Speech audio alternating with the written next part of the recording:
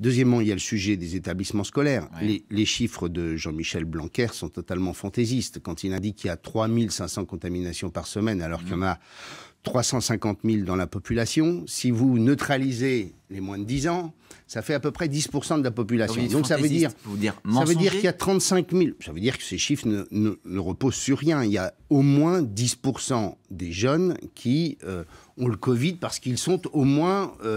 on ne peut pas considérer qu'il y aurait chez les jeunes moins de personnes atteintes que sur le reste de la population. Vous en tirez, faut fermer. Donc je dis qu'il faut, sur les établissements scolaires, desserrer les établissements, procéder de façon générale à des demi-classes, développer l'e-éducation, faire en sorte qu'on puisse avoir l'éducation à distance, faire en sorte qu'on puisse éventuellement avoir des classes hors les murs, toutes choses que je disais au mois d'août. Et donc ce que je crois, c'est qu'on a besoin très clairement d'alléger nos établissements scolaires, parce qu'on ne peut pas pousser les murs. Quand vous dites alléger, qu'on comprenne bien, c'est pas alléger le protocole sanitaire, c'est alléger le nombre d'élèves, la présence. En réduisant la présence des élèves chaque jour. Je pense que ça, c'est un moyen de limiter la propagation du virus. Mais la semaine dernière, Jean-Michel Blanquer, il s'est exprimé sur le lycée. Il dit on va donner la possibilité d'organiser des cours à distance, on va supprimer certaines épreuves communes en première et en terminale pour faire du contrôle continu. Vous voyez bien,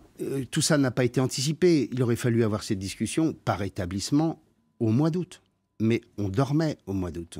On n'a pas du tout travaillé sur ces sujets-là. Il aurait fallu donner des consignes aux proviseurs en disant mettez en place un dispositif sur lequel on peut s'appuyer si le virus repart. On dormait, c'est le gouvernement ou c'est collectivement? Et donc, il fallait que dans chaque établissement, il y ait une discussion avec les collectivités locales, permettant de voir comment on pouvait trouver éventuellement des espaces où on pouvait dédoubler les classes, en dehors du lycée, comment on pouvait aménager le transport scolaire, comment on pouvait aménager la restauration scolaire. Il n'y a pas eu de discussion sur tout ça? Non, il y a eu des discussions dans un dispositif extrêmement simple qui était tous les élèves sont scolarisés. Moi, j'ai toujours pensé qu'il fallait au contraire dédoubler les classes et faire en sorte qu'on puisse avoir des classes où on pouvait au maximum respecter l'ensemble des règles en matière de sécurité sanitaire. Vous dites qu'il faut adapter, ce que vous venez de proposer est très clair. Un exemple. Il ne faut pas fermer en revanche, parce qu'il y a une question de savoir s'il faut fermer les lycées pour plusieurs semaines pour que l'épidémie Si on a déjà des classes qui sont dédoublées avec des effectifs de moitié, je pense qu'on aura déjà